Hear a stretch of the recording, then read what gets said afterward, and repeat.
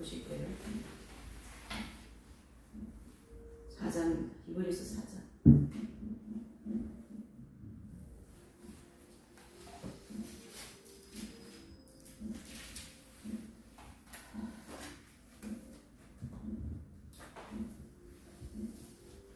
그래서 16절까지 읽으십니다. 다 같이 이제 합독하실게요.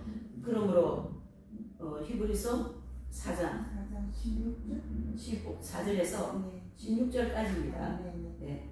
그러므로 우리에게 큰 대제사장이 있으니 승천하신 자고 하나님 아들 예수시라. 우리가 믿는 도리를 굳게 잡을지어다. 우리에게 있는 대제사장은 우리 연약함을 체휼하지 아니하는 자가 아니요 모든 일에 우리와 한결같이 시험을 받은 자로 죄 없으심이라. 그러므로 우리가 풍요하심을 받고 때를 따라 돕는 은혜를 얻기 위하여 은혜의 보좌 앞에 담대히 나아갈 것이니라. 아멘. 자, 여기 보시면 이제 16절에 보니까 우리가 풍요하심을 받아 그 때를 따라 돕는 은혜를 얻기 위하여 하나님 보좌 앞에 담대히 나아갈 것이니라 그랬어요.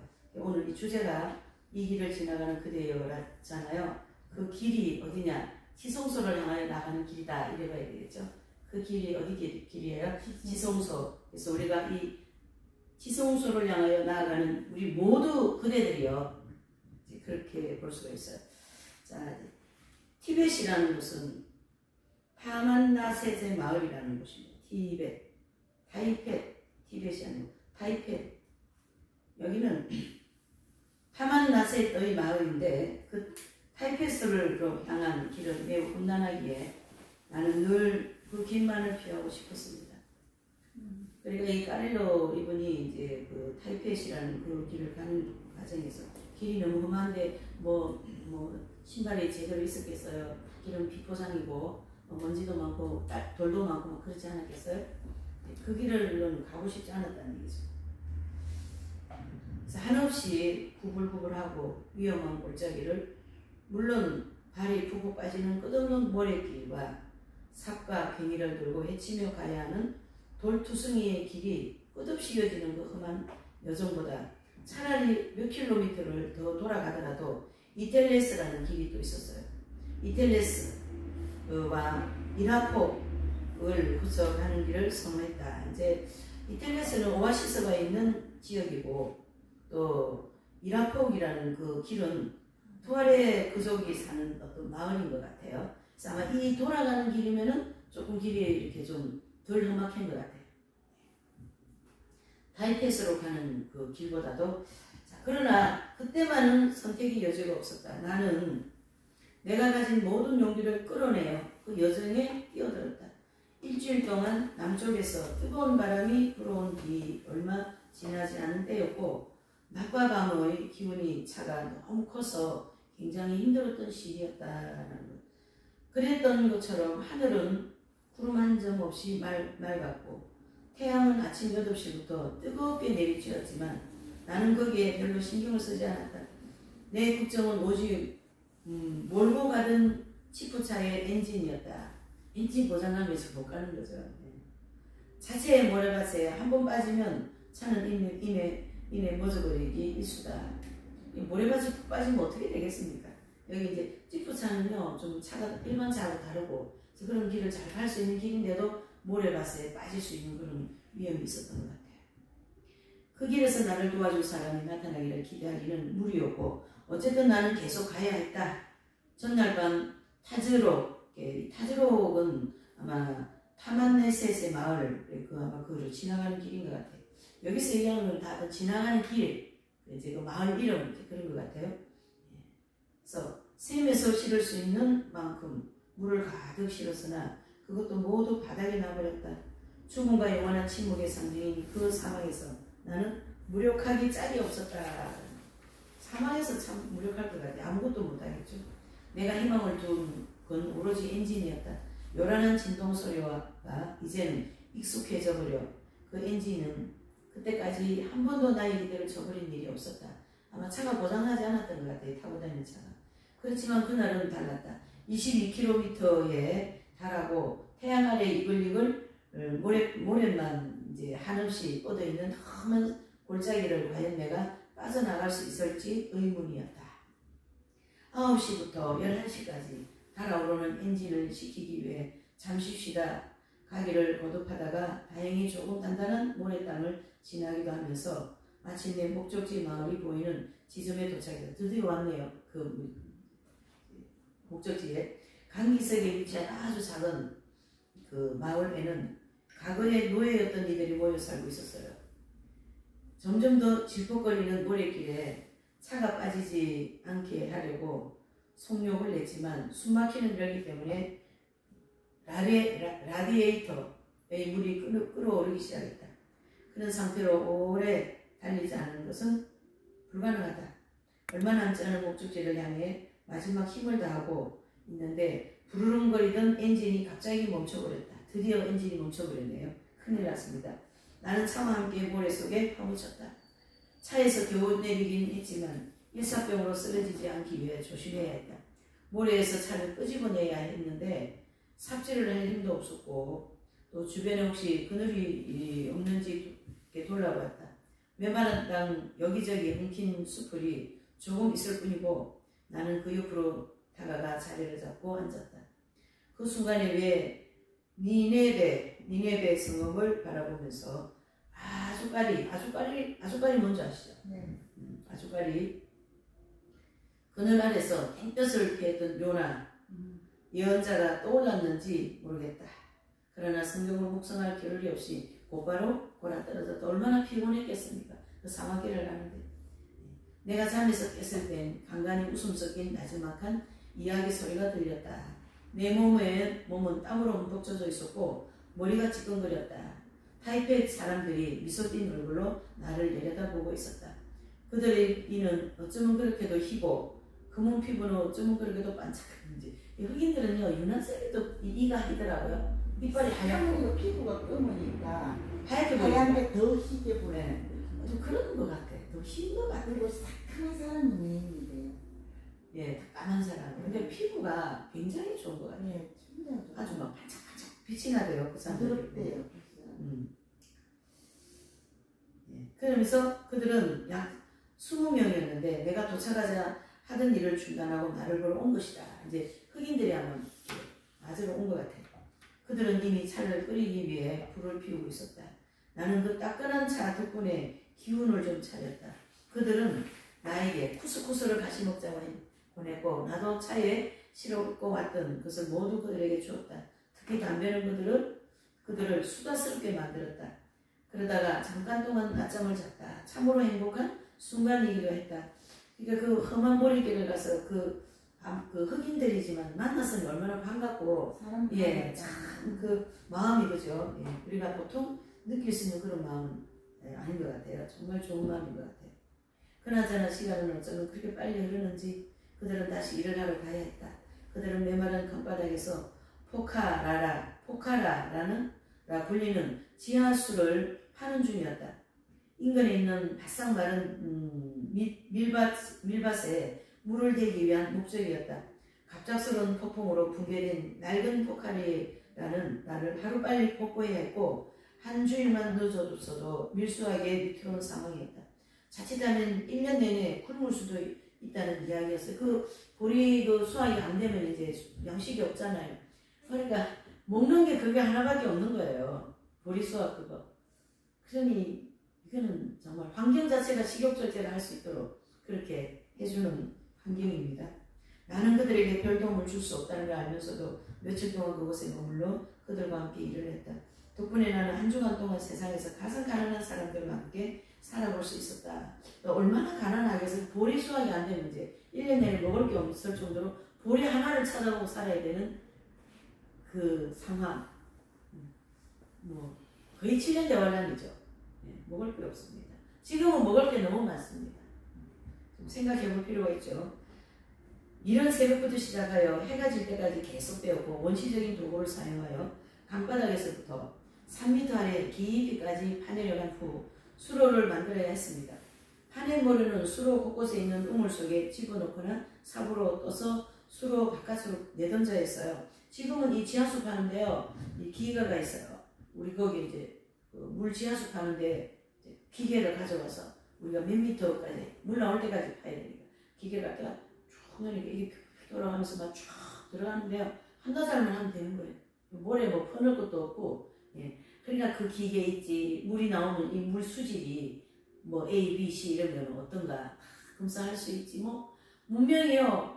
문명이 발달한 것이 우리 인생을 살아가는데 얼마나 많은 편리함을 주는 줄 모릅니다.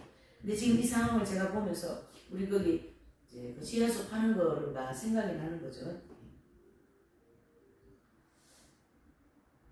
이들은 더위로 고통을 받았지만 허리 통증은 덜했다. 두 쪽 모두 고데기는 마찬가지였으며 빨리 저녁이 되기를 그리고 식사와 휴식을 간절히 기다렸다. 저녁이 되면 모닥불을 피워놓고 둘러앉아 식사를 했고 만일 영양학자들이 그 자리에 함께하면서 그들이 먹는 음식의 칼로리를 계산한다면 사람에게 필요한 최소한의 칼로리에도 훨씬 못 미치는 사실은 금세 알아챌 것이다. 그만큼 음식이 박하다라는 얘기죠. 그런 박한 음식을 먹는 것을 이제 이 까르는 이런 표현을 하셨어요. 대신 일반 가정의 식탁에서 보기 힘든 특별한 것이 나왔다. 첫날 저녁 우리는 약간의 쿠스쿠스와 함께 구운 메뚜기를 먹었고 메뚜기가 굉장히 영양가가 높답니다. 예, 그래서 그 메뚜기를 또 이제 구워서 먹는데 굉장히 구수하고 맛있대요. 고소하대요 메뚜기 먹으면. 먹어보진 않았는데. 나는 먹어봤어요. 네. 잡아보기다. 네, 그래 말을 저도 들었어요. 저는 근데 메뚜기 보면 도망가는 사람이니까 이제 정말로 삶의 세상이 완전히 딴판인 세상이잖아요. 여기는. 메뚜기가 어째 논에 있던데 그때 이게 어디? 논에도 있고요. 메뚜기는 산에도 있더라고요. 아, 산에. 예. 그래서 다음 날은 제르보아즈라는 불리는 작은 사막쥐를 먹었다. 아, 그 사막에 어떤 쥐가 있었던 것 같아요. 근데 그 이름이 제르보아즈라는 그런 이름인 것 같아요. 쥐를 잡아먹는. 네, 쥐도 먹는 거죠. 그 뒤로 도프라, 그것은 부르는 굵은 도마뱀. 네, 조각을 익힌 것은 2번 먹었는데 굉장히 맛이 좋았다. 그 도마뱀이라든가 이런 그 식물은 아니고 뭐라 그래야 되나? 그런 그 벌레들이요 굉장히 영양가가 많아요. 예, 거기 단백질이나 이런 게 굉장히 우리는 그게 막 징그럽다고 하는데 그 자체는 굉장히 영양가가 많습니다. 투하그레족이 꼽은 40가지의 귀중한 약재에 포함이 된다고 한다. 아마 그러니까 귀중한 약재에 포함되는 것이니까 영양가도 많고 사람 몸에 이로운 게 많겠죠. 하나님께서 예, 다 살게 해주시는 거죠. 우리는 뭐 그걸 뭐 징그럽다고 도망가고 하는데 그 자체는 되게 좋은 겁니다. 하늘은 오두막 옆에서 담요 한 장을 뒀고 또 담요가 나오네요. 담요 한 장을 뒀고 잠들기 전까지 오랫동안 하늘을 바라보았다.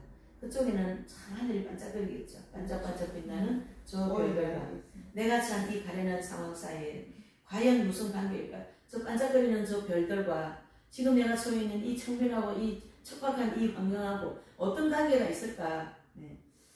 저는 이제 이 반짝반짝 빛나는 이 별, 그러면 우리가 20대, 30대, 20대 때죠. 그때 한참 그 라디오 방송에 보면 별이 빛나는 거 맞아요. 별이 빛나는. 그러면 밤에 이제 12시인가 그 방송을 하는 거죠. 그 음악도 나오고 뭐 그런 거잖아요. 그때는 TV 이런 게 귀한 데 가서 라디오를 주로 많이 들었는데 그때 이제 나오는 프로그램이 생각이 나는 거죠. 지난번에 우리 이스라엘 갔을 때도 정말 이스라엘 하늘은 별이 많더라고요. 저도 일부러 봤거든요. 근데 굉장히 별이 반짝거리고 근데 여기는 더 반짝거리겠죠. 중동 지역이. 내가 그게 예, 거기니까. 자, 반짝반짝 빛나는 저 별들과 내가 처한 이 가련한 상황 사이에 무슨 관계가 있을까? 참 큰 생각을 할 수 있는 메시지를 던져주는 거죠. 이 책을 읽는 사람에게. 끝없이 펼쳐진 우주의 무한성과 언젠가는 죽을 운명에 처한 인간의 유한성 사이에 무슨 관계가 있을까? 질병과 고통 그리고 기아로 죽어가는 사람들, 비인간적이고 가혹한 노동에 시달리며 짐승처럼 변해가는 사람들, 빵을 마련하기 위한 걱정에 사로잡혀 날마다 뜨는 해가 전혀 반갑지 않는 사람들이 있는데 그토록 전능하시고 선하신 하나님은 왜 가만히 계시는지 그리고 점점이에요. 그 이유들을 묻기에도 당신은 나는 너무 지친 상태였다. 그래서 지상의 신들 꼭 금세 우리를 도와줄 수 있는 사람들에게 쉽게 굽신거리곤 한다. 사람이요 이게 뭐 배가 부를 때 뭐 정인이 뭐니 이런 얘기를 하지. 맞아. 배고파는. 배가 고프고 사실 이 상황, 이 보리를 잘 수확을 해야 1년 먹을 수 있는 밖에 이런 상황이라면 뭔가 쌀이라도 있는 사람한테 굽신거리지 않을 수가 없는 거예요. 네, 이게 그래 돼 있어요. 참 인생같이 불쌍한 게 없다라는 그런 생각을 합니다. 죄를 많이 짓는 것도 인생이 참 불쌍하지만은 이 육신에 필요한 것이 없을 때 나약해지는 인간의 모습. 네. 마음이 아프죠, 그런 거. 네, 그런 것이 빨리 없어지기 위해서는 이 땅에 천연왕국이 빨리 와야 되는 거예요. 이탈리아에 있는 제법 많은 내 친구들에게 편지로 도움을 요청했다면 금방 해결할 수도 있었다. 그들이 이 정도의 지하수로는 며칠 안에 할 수 있는 불도저를 곧 바로 보내주었을 것이다. 또는 시멘트로 된 굵은 관이라도 신속하게 보내주었을 것이다. 이게 시멘트로 된 이런 파이프 있잖아요. 거예요. 그런 거를 이제 묻어놓고 이제 또 수로를 만드는데 거긴 그런 것도 없잖아요. 네. 수로에 그런 관을 설치하면 물이 통과할 때 주변 모래벽이 조금 무너지더라도 안전하게 물길을 지킬 수 있을 터이다. 그런데 나는 거기서 꼼짝하지 않고 별만 바라보고 있었다. 그런 자신이 얼마나 좀 무능했을까요, 그죠? 머리는 돌아가는데 손으로 할 수 없는 그 환경. 그렇게 손 놓고 있던 것이나 별로 머리를 쓰지 않고 일했던 것이 과연 정당했을까? 그렇게 큰 공사를 하는데 나의 허약한 팔은 과연 무슨 도움이 되었으며 종일 고된 노동을 하던 그들에게 나의 어설픈 이 동정심이 과연 그 사람들한테 무슨 힘이 될까? 위로가 될까? 그걸 좀 생각하는 거예요. 이 까렐로트 씨가 그 환경에서 참 가치 있는 생각이 아닐까 이런 생각을 해봅니다. 가치가 있고 생각해 볼 만한 내용들. 이는 내가 자주 의문을 제기했던 부분이고 그만큼 자주 나의 성소와 관련하여 끊임없는 유혹으로 다가오던 부분이었다. 그것은 또한 믿음의 길에서 잠시만 한눈에 팔아도 쉽게 일어나는 일이다. 그러나 보면 내 삶에 사는 금세 인간적인 상식이 우위를 차지한다. 이게 이 상황에서 우리가 이제 도움을 요청한다든가 그런 물자를 좀 요청받는다든가 그렇게 하면 일이 잘 되고 하지만은 그렇게 하지 않고 있는 자신의 모습을 이제 보는 거죠, 이분도. 그래서 그렇게 하면은 뭔가 내가 삶의 우위를 차지한다라는 거는 일을 해서 조금이라도 성과가 있었고 뭘 가지고 오라 그래서 갖고 왔고 그걸로 파이프를 묻었으면 물이 수로를 타고 잘 흘러 들어오고 좋은 결과가 많이 나오잖아요. 그 좋은 결과가 많이 나오는 것 때문에 나의 삶의 모든 가치가 내가 우위가 된다 이런 뜻이죠. 내가 먼저 하나님보다 앞선다. 그런 지금 아주 깊은 내면의 깊은 곳을 이분이 지금 말씀하신 거예요. 그러다 보면 내 삶에서 금세 인간적인 상식이 우위를 차지한다. 인간적인 상식이 바로 그런 거잖아요. 내가 일을 진행했더니 또 요청을 했더니 또 조개 봉사를 하였더니 이제 이 물수로가 잘 되었다. 그러니까 사람의 지혜와 사람의 노력으로 한 일이잖아요. 그것이 이제 하나님 나라 가는데 그게 우위가 됐다라는 것은 우위가 되었다라는 것은 전적인 하나님을 의지하지 못했다 이렇게 볼 수가 있습니다. 아들이 사하라에서 무모하게 희생을 하고 있다고 여기던 풀수사 어머니의 상식. 트럭으로 공사 재료를 운반해주면 타이페이 사람들에게 훨씬 도움이 되리라는 믿는 나의 상식.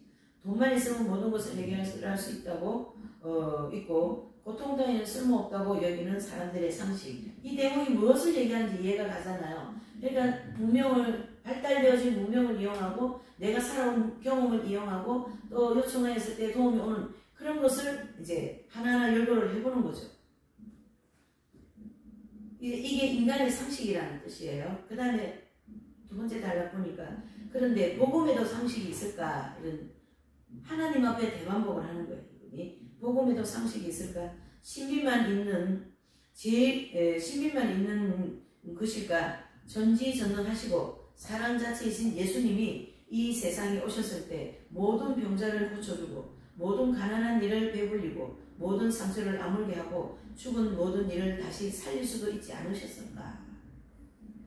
그런데 왜 그렇게 하지 않으셨을까? 왜 가난하고 고통하고 불의하고 악한 이들을 세상에 그대로 주셨을까? 그분은 라자로와 야이로의 딸과 나인 성의 가보의 아들 되살렸지만 그렇다고 다른 모든 이에게 똑같이 해주실 의도는 아니었다는 뜻이기도 하다.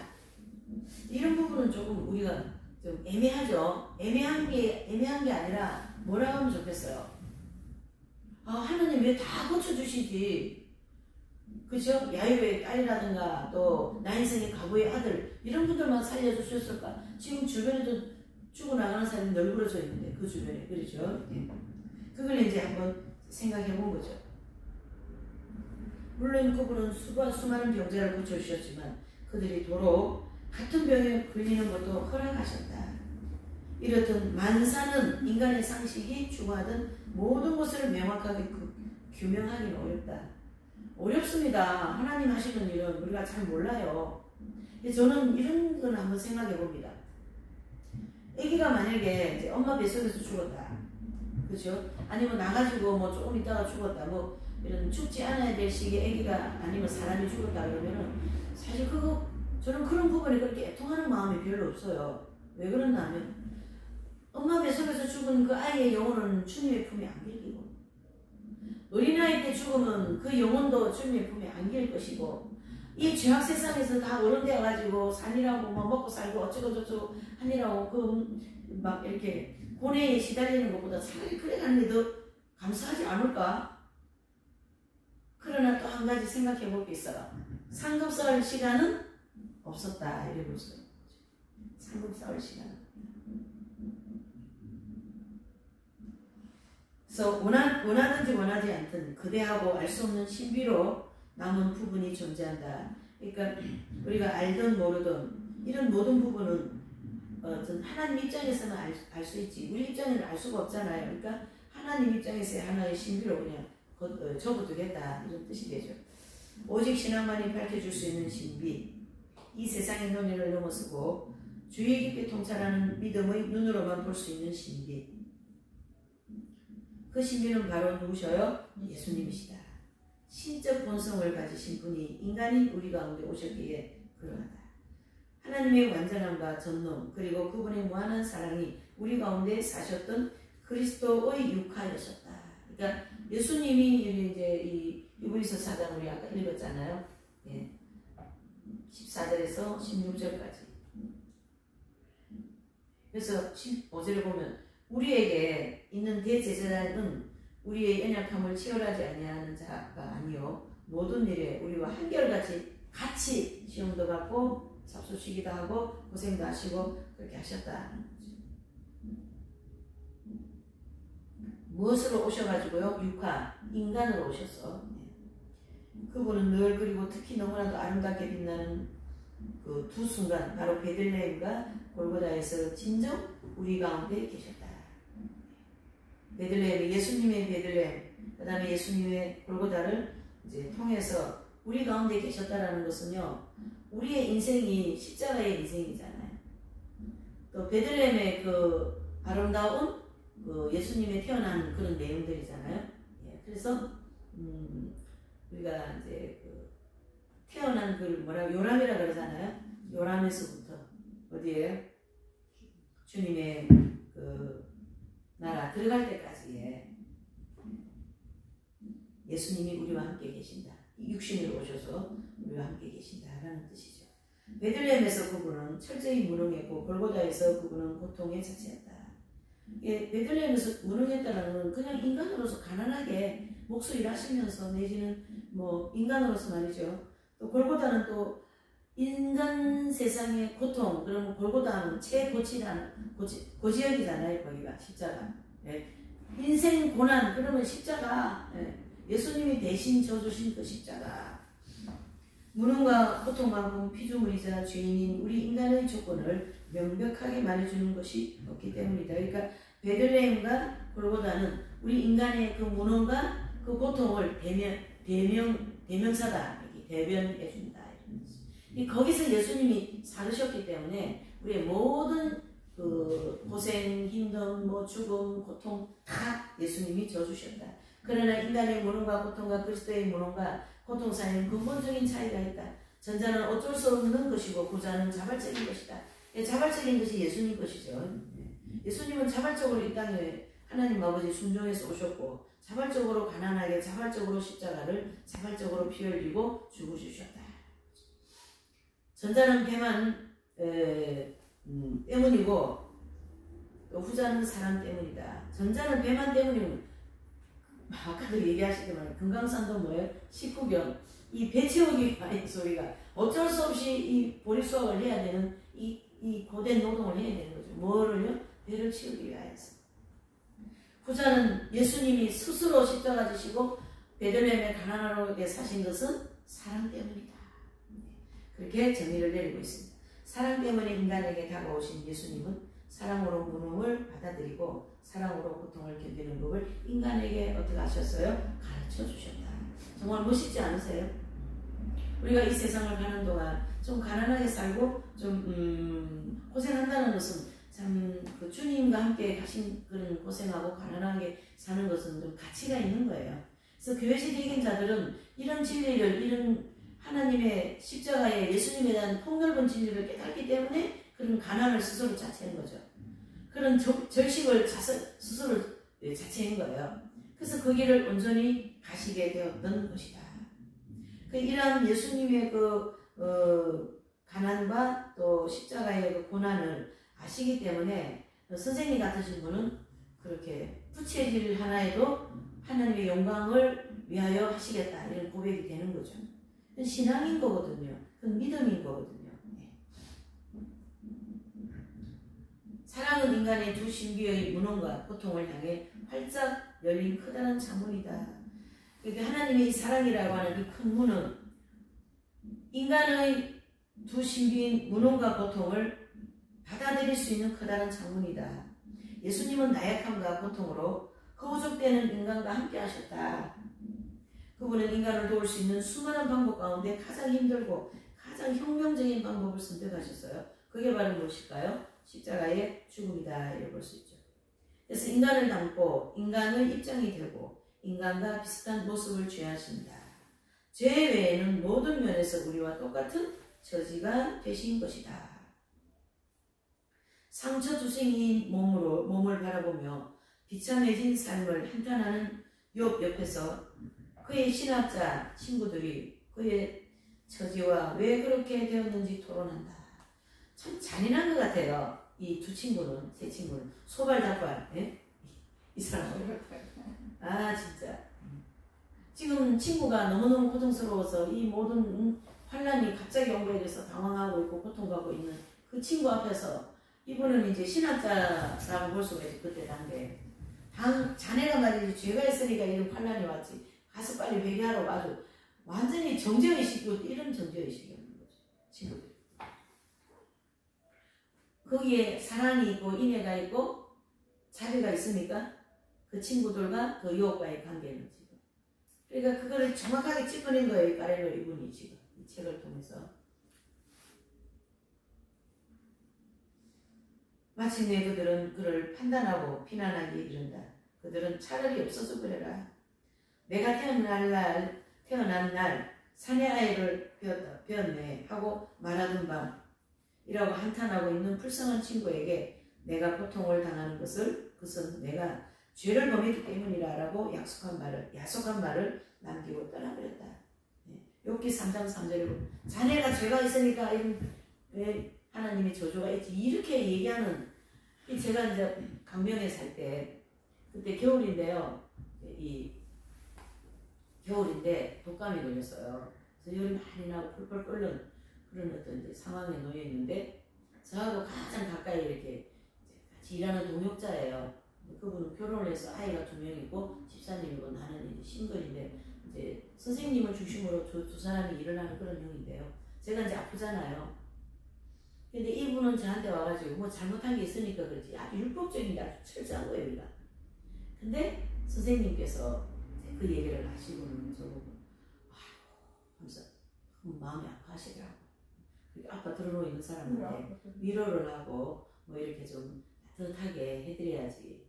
그렇게 죄가 있어서 진짜 그렇게 유혹과 그 친구들 같은 입장에서 그분이 이 율법주의적인 이 생각이 아주 꽉 차 있는 그런 형이죠.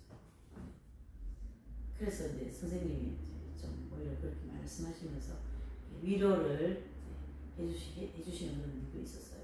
그때 아플 때.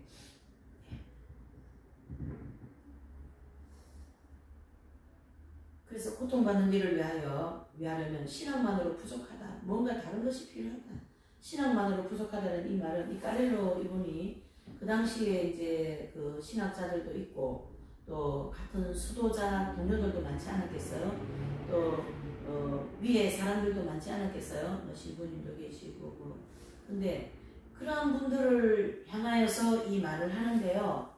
정말로 사랑이 없다 이런 뜻이죠. 정말로 뭐가 없어요? 사랑이 없다. 그냥 배운 대로 학교에서 배운 대로 그래 신학만으로는 천국 못 간다라는 거예요. 신학을 잘못하면 사람 베리는 거예요. 오히려 더 신학도 잘해야 돼요. 근데 저는요 한 번씩 바울 형제가 그냥 그쪽은 아니고 이쪽에 가서 공부했으면 좋겠다 이런 생각. 그쪽은 그냥 공부하셔가지고 하나의 어떤 또 이런 그 저기 따야 되니까 그거 하고 나중에 수도에 들어갔으면 좋겠다 이런 마음이 있어요. 네. 뭐 그건 하나님이 이제 하실 일이지만 제 마음은 그런 게 있다라는 뜻이죠. 사실 저같이 이런 마음이 그 지금 이 유혹과 친구들 사이 그 입장에서 볼 때에 어떻습니까? 그 신학자 입장이 아닌 부자 입장이잖아요. 그렇죠. 고통받는 이들을 위로하는 신학만으로 부족하다. 신학이 아닌 위로하는 입장이 되는 거죠. 이런 마음은.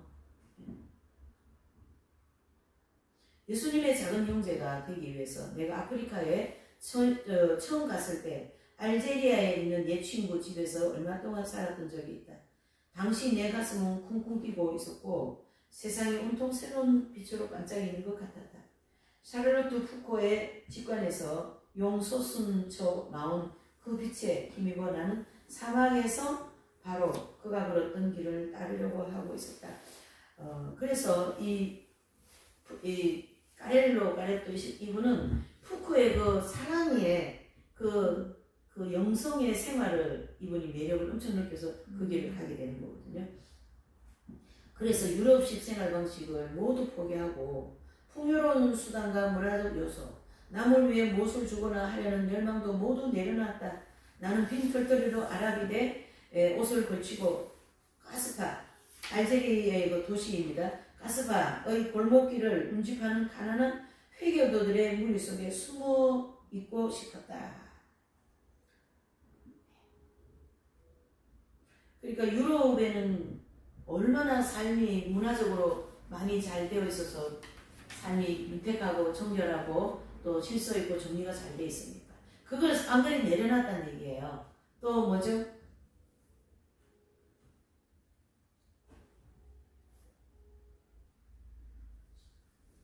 또 빈털터리로 아랍인의 옷을 걸치고 가스바의 골목으로 운집하는 가난한 사람들 속에 자기가 들어가 버렸어요. 그러니까 이제 이 까레토 이분이 그 대학 교수이고 또 삶도 풍요롭고 있는데 그런 모든 것을 다 내려놓고 주님의 길을 따라갔다 이 뜻이에요.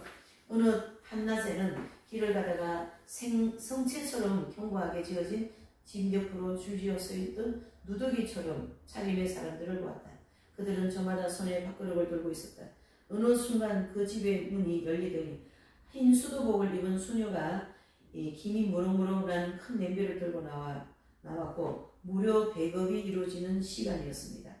사람들은 각자 둥글고 큼직한 빵 한 개와 뜨거운 수프 한 그릇을 받아갔다. 나는 아프리카 한 도시의 눈부신 하늘 아래 부러지는 이 광경을 멍하니 바라보다가 너무나도 가난한 이들에 대한 연민으로 소리 없이 뭐 했습니까? 울기 시작했다.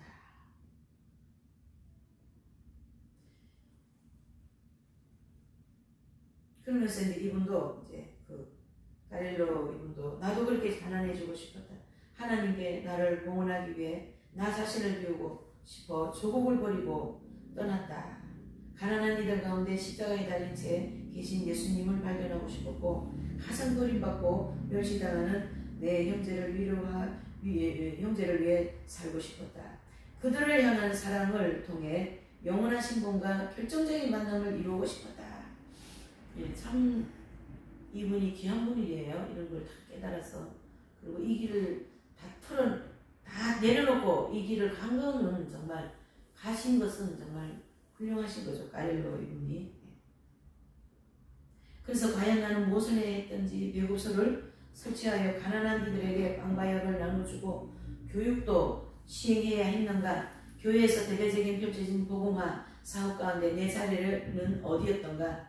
나를 아프리카로 이끈 푸코 수사의 자리. 푸코가 누군지 아시죠? 푸코 수사의 자리를 알고 싶었다.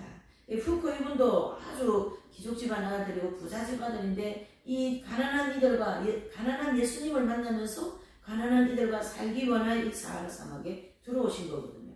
그게 이분이 이제 그러면서 거기서 그 사하라 그 사막에 있던 분의 총에 맞아 죽어요. 나중에 푸코 이분은. 그러다가 아주 작고 겸손한 모습으로 손에 밥그릇을 든 채 대열에 가장 끄트머리에 서 있던 그를 발견했다. 마치 자기까지 그 대열에 합세해서 미안하게 되었던 듯이 얼굴에는 쑥스러운 미소를 짓고 있습니다. 그 순간 나는 내 자리도 바로 그곳임을 직감했다. 비록 고통에 대한 두려움과 다른 이들의 짐을 짊어져야 한다는 데서 오는 이 버거움을 물론 십자가에 대한 공포까지 고스란히 지니고 있다 해도 나는 그들과 섞이고 그들과 함께 해야 함을 깨달았다. 교회 안에는 복음을 전하기 위한 여러 가지 사명이 있습니다. 병원 또는 학교, 또 학교 건설, 굶주리는 이들을 위한 식량 배급, 설교 등 주님이 나에게 주신 사명은 가난한 이들 틈 사이에 사는 가난한 이 노동자들 틈 사이에 사는 노동자가 되는 것이었다.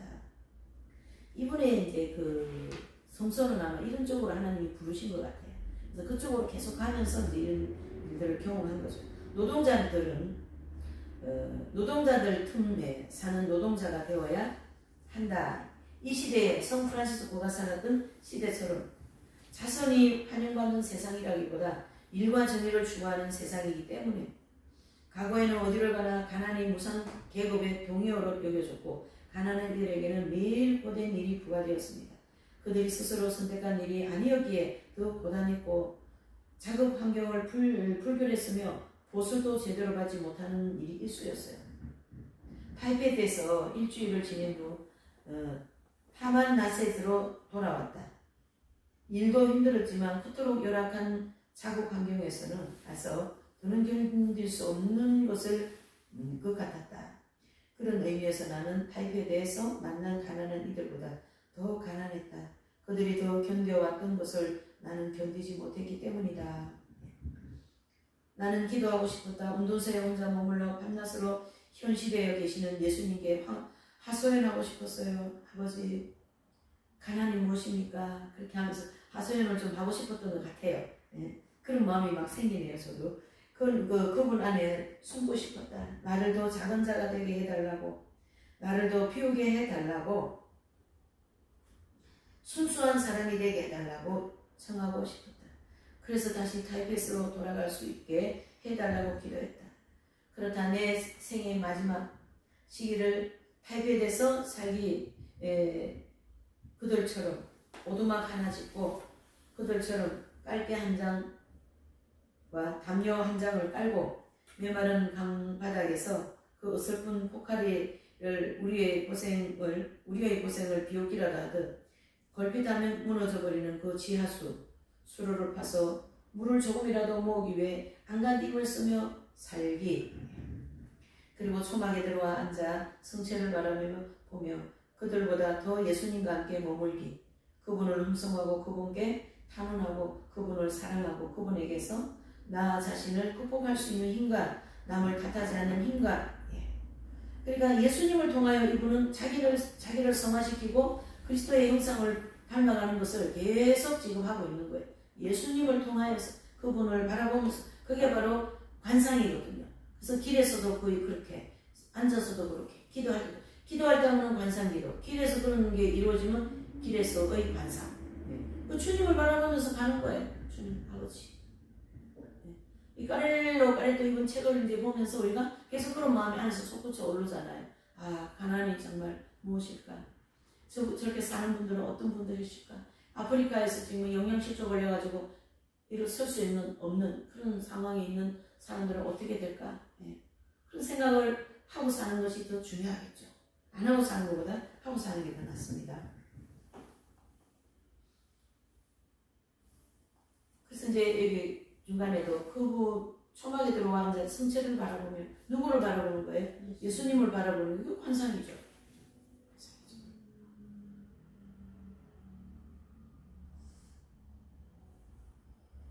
나의 나약함을 받아들일 수 있는 힘을 얻기 위해 기도하고 그렇게 하면서 마침내 달빛의 그 메마른 강바닥에 나무가지로 만든 작은 십자가 하나가 세워질 날을 기다리고 그 십자가는 마치 파수꾼처럼 달빛 노동자들의 고독에 함께하며 언젠가 그들을 사랑해줄 다른 누군가가 오기를 누군가가 와서 그들을 또 사랑할 수 있도록 도와주기를 기다릴 것이다. 이 내용을 보면서요. 참 이태석 신부님이 또 좀 생각이 나더라고요. 야, 거기 콩고 거기를 어떻게 갈 생각을 했을까. 주님이 그 부르심이 계셔야 되기 때문이죠. 또 이분도 까렐로 이분도 예수님의 부르심을 통해서 저기로 오시게 된 거거든요. 그 사하라 사막에서 이제 푸코의 수도 생활한 모습을 너무나도 매력을 느끼고 이분이 다 내려놓고 들어간 거죠. 이렇게 해서 이제 지나가는 그대들이요. 저와 여러분들도 지금 이 길을 지나가고 있습니다. 뭐 어떤 때는 아픔으로, 어떤 때는 괴로움으로, 어떤 때는 내가 내 자신이 잘 되어져 있지 않는 것 때문에 나라는 인간은 왜 이런가? 왜 이런가? 왜 안 되는가? 왜 예수님처럼 안 살아지는가? 왜 좀 더 깨끗하고 거룩하게 순결하게 살지 못하는가? 그런 것으로 자신을 많이 고민하고 그런 어떤 연민에 많이 빠지죠. 연민. 근데 자신이 연민에 많이 빠지는 건 좋지는 않은데요. 그 연민에 한 번씩 생각해보는 거는 필요한 거예요. 자신의 연약함을 더 많이 느낄 수 있고 깨달을 수 있는 그런 내용이니까요. 그래서 오늘 이 주제는 좀 그런 걸 많이 우리에게 제공해 주는 것 같아요. 예. 자신의 내면에 깊이 있는 또 내가 처해 있는 이 환경 또 나와 전혀 반대로 살아가는 환경에 있는 사람들을 생각하면서 그들을 위하여 사랑의 마음을 또 기도해주는 그런 마음을 품는다면 아마 이 길을 지나가는 모든 그대들에게 필요한 영적인 도움이 되지 않았을까 싶습니다. 잠시 기도할게요. 사랑이 많으시고 은혜가 충만하신 하나님, 우리를 예수님께서 부르신 우리 모두에게